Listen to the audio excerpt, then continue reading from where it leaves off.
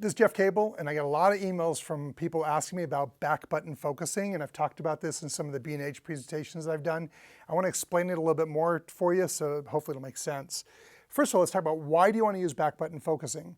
I use it a lot when I'm shooting sports because I don't want the shutter button to be focusing. I want to be able to control that on the back of the camera separately so that this is taking the photo, this is determining my focal point. That's really helpful.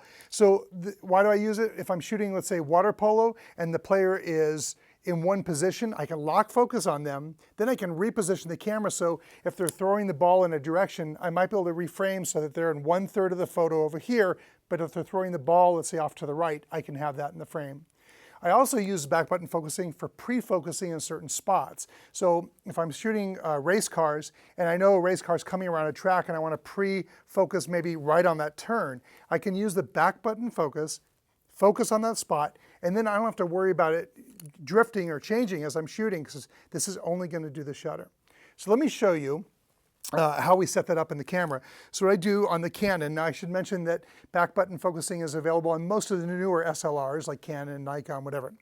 But I'm a Canon guy, so we're going to use a Canon. So I'm going to go to the menu here, go to Custom Controls, and I'm going to select the first option here. And basically what it's saying there is that the shutter button has autofocus turned on. And I'm going to move that off to the metering button. And basically what it says is that the shutter button will meter, but not autofocus. And so basically now if I come out of the menu, now this button will focus and the shutter button will not.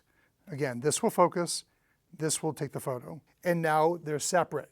One thing to keep in mind though, is when you set the camera for back button focusing, you have to remember to turn it back off again or to put the focus back on the shutter.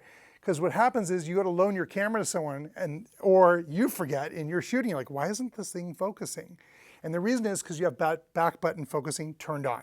So it's a great thing to use, practice turning it on, also practice turning it off so you don't make that mistake. Hopefully you learned something and try it. It's worth trying.